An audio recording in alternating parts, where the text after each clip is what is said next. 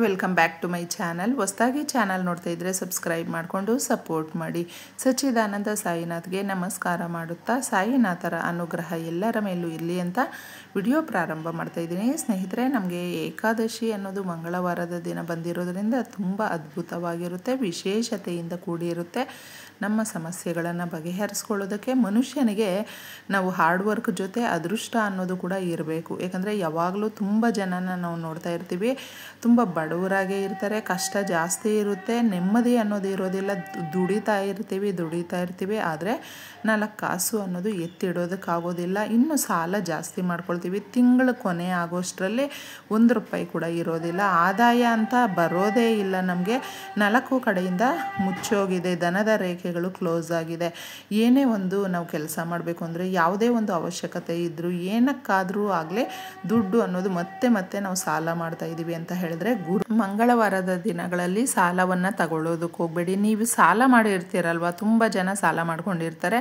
ಸಾಲವನ್ನು ಮಂಗಳವಾರದ ದಿನ ತೀರಿಸಲು ಪ್ರಯತ್ನಿಸಿ. ಈ ದಿನಗಳಲ್ಲಿ ಕೆಂಪು ಕಲರಲ್ಲಿರುವಂಥ ಪದಾರ್ಥಗಳು, ಟೊಮೊಟೊ, ಕ್ಯಾರೆಟು ಈ ರೀತಿ ಇರುವಂಥದ್ದನ್ನು ತಿನ್ನೋದಕ್ಕೆ ಹೋಗಬೇಡಿ. ಆ ದಿನ ಅವಾಯ್ಡ್ ಮಾಡಿ. ಕೆಂಪು ಬಟ್ಟೆಗಳನ್ನು ಹಾಕ್ಕೊಳ್ಬೇಡಿ. ಹಾಗೆ ದೂರ ಪ್ರಯಾಣ ಹೋಗಬಾರ್ದು. ಮಂಗಳವಾರದ ದಿನ ಕುಜನಿಗೆ ಸಂಬಂಧಪಟ್ಟಂತೆ ಈ ಕಲ್ಲರು, ಈ ಕೆಲಸಗಳೆಲ್ಲ ಮಾಡ್ತಾಯಿದ್ರೆ ಏನಾಗುತ್ತೆ ಅಂದರೆ ಪದೇ ನಮ್ಮ ಕೈಯಲ್ಲಿ ಮತ್ತೆ ರಿಪೀಟ್ ಆ ಕೆಲಸಗಳನ್ನೇ ಕುಜನು ಮಾಡಿಸ್ತಾ ಇರ್ತಾನೆ. ಅದಕ್ಕೆ ಸಾಲವನ್ನು ಮಾಡಬಾರ್ದು. ಆದರೆ ನಾವೇನಾದರೂ ಸಾಲ ಕೊಟ್ಟರೆ ಇನ್ನೂ ಒಳ್ಳೆಯದು. ಸಾಲ ಆ ದಿನಗಳಲ್ಲಿ ಕೊಟ್ಟಾಗ ಏನಾಗುತ್ತೆ ಅಂದರೆ ಇನ್ನೂ ನಮಗೆ ದುಡ್ಡು ಜಾಸ್ತಿ ಬರ್ತಾ ಇರುತ್ತೆ. ತುಂಬ ಜನಕ್ಕೆ ಈ ಒಂದು ಟೆಕ್ನಿಕ್ ಅನ್ನೋದು ಗೊತ್ತಿದ್ದರೆ ಫಾಲೋ ಮಾಡಿ.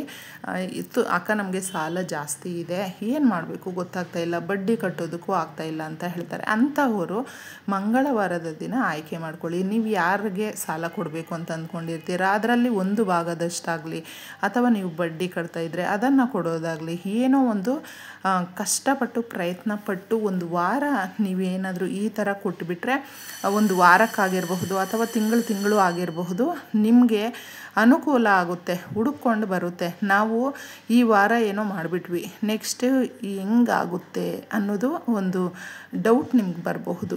ಇದನ್ನು ನಂಬಿಕೆಯಿಂದ ಈ ರೀತಿ ಮಾಡಿದಾಗ ಯಾವುದೋ ಒಂದು ರೂಪದಲ್ಲಿ ನಮಗೆ ನಮ್ಮ ಹಾರ್ಡ್ ವರ್ಕ್ ಜೊತೆ ಅದೃಷ್ಟ ಅನ್ನೋದು ಬಂದರೆ ನಾವು ಊಹೆ ಕೂಡ ಮಾಡ್ಕೊಂಡಿರೋದಿಲ್ಲ, ಅಷ್ಟು ಚೆನ್ನಾಗಿ ಬರುತ್ತೆ.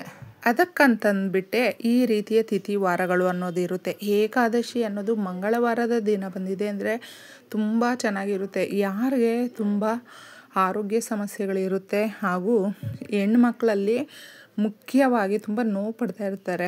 ಅಂದರೆ ಗಂಡ ಎತ್ತ ತಿರುಗಿ ನೋಡಿದ್ರೂ ಬ್ಲೇಮ್ ಮಾಡ್ತಾನೆ ಇರ್ತಾರೆ, ಹೆಣ್ಮಕ್ಳ ಮೇಲೆ ಚುಚ್ಚು ಮಾತಾಡ್ತಾ ಇರ್ತಾರೆ, ಅವ್ರ ಮೇಲೆ ಏನೋ ನಂಬಿಕೆನೇ ಇಲ್ಲ ಅನ್ನೋದರ ಕೆಟ್ಟ ಪದಗಳನ್ನು ಬಳಸುವಂಥವರು ಕೂಡ ತುಂಬ ಜನ ಇದ್ದಾರೆ. ಅಂದರೆ ಎಲ್ಲರೂ ಇದೇ ರೀತಿ ಇರ್ತಾರೆ ಅಂತಿಲ್ಲ.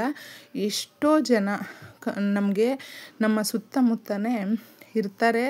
ಎಷ್ಟು ರೆಸ್ಪೆಕ್ಟ್ ಕೊಡ್ತಾರೆ ಗೊತ್ತಾ? ಹೆಂಡ್ತಿ, ಮಕ್ಕಳು, ತಂದೆ, ತಾಯಿ ಎಲ್ರಿಗೂ ಕೂಡ ಕೊಡ್ತಾರೆ. ಎಷ್ಟು ಪ್ರೀತಿಯಿಂದ ನೋಡ್ಕೊಳ್ತಾರೆ, ಗೌರವದಿಂದ ನಡ್ಕೊಳ್ತಾರೆ.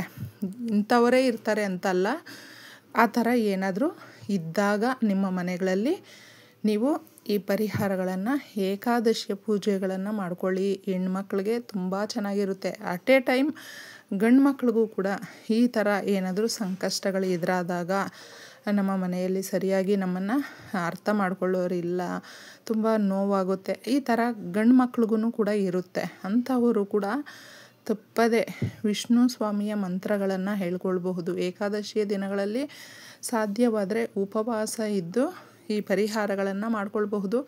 ಉಪವಾಸ ಇಲ್ಲ ಅಂದರೂ ಕೂಡ ತೊಂದರೆ ಇಲ್ಲ, ಈ ಪರಿಹಾರವನ್ನು ಮಾಡ್ಕೊಳ್ಳಿ. ಯಾಕಂದರೆ ಈ ಪರಿಹಾರ ಯಾವಾಗಲೂ ಅಷ್ಟೇ ದುಡ್ಡು ಕಾಸು ನಮಗೆ ಬರೋದ್ರ ಜೊತೆ ನೆಮ್ಮದಿಯಾಗಿರ್ತೀವಿ, ಆರೋಗ್ಯವಾಗಿರ್ತೀವಿ, ಖುಷಿಯಿಂದ ಇರ್ತೀವಿ.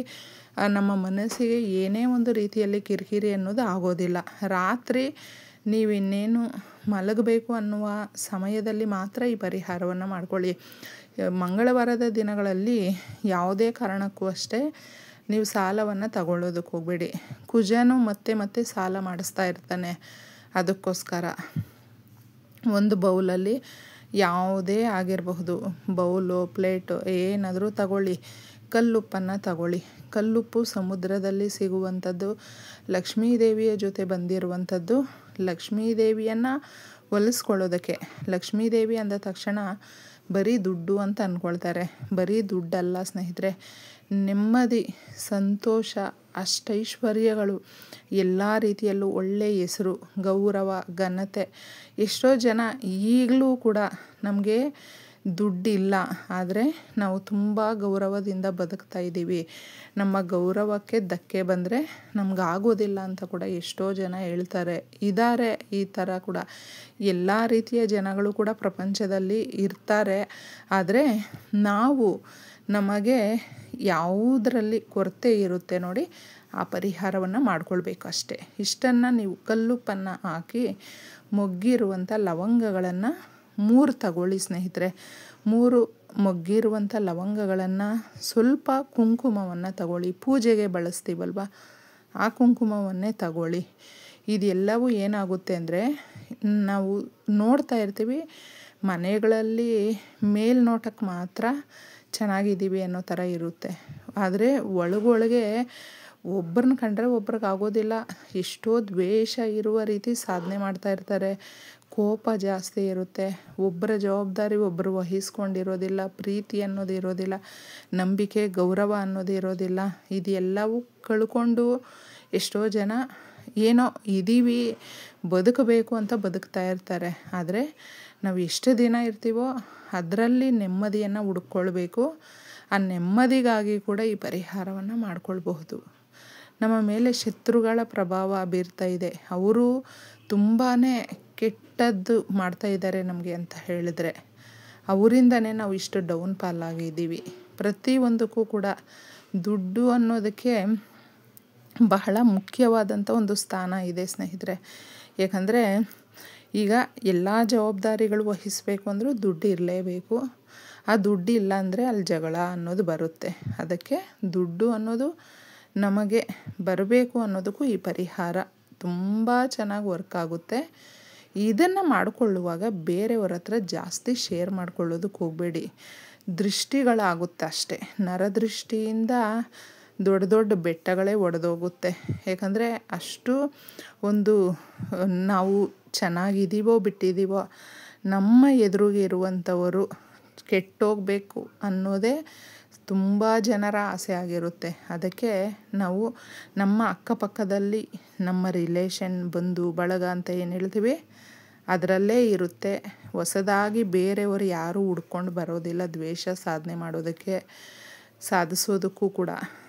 ಇಷ್ಟು ಪರಿಹಾರವನ್ನು ಮಾಡಿಕೊಂಡ್ರೆ ನಿಮಗೆ ದುಡ್ಡು ಕಾಸಿಂದ ಹಿಡಿದು ಎಲ್ಲ ರೀತಿಯ ಸಿರಿ ಸಂಪತ್ತು, ಐಶ್ವರ್ಯ ಪ್ರತಿಯೊಂದನ್ನು ಪಡ್ಕೊಳ್ಳೋದಕ್ಕೆ ಈ ಪರಿಹಾರ ಸಹಾಯಕ್ಕೆ ಬರುತ್ತೆ. ದೇವ್ರ ಮನೆಯಲ್ಲಿ ಇಷ್ಟನ್ನು ಇಟ್ಬಿಟ್ಟು ಮಾರನೇ ದಿನ ತೆಗೆದುಬಿಟ್ಟು ಹಸಿರು ಗಿಡಗಳ ಹತ್ರ ಹಾಕ್ಬಿಡ್ಬೇಕು. ಆಮೇಲೆ ಮನೆಯನ್ನು ನೀವು ನೀಟಾಗಿ ಅರಿಶಿಣ ಹಾಕಿ ಒರೆಸ್ಕೊಂಡು ಬಿಡಿ. ಅಷ್ಟೇ, ಎಲ್ಲ ಒಳ್ಳೆಯದಾಗುತ್ತೆ. ಧನ್ಯವಾದಗಳು.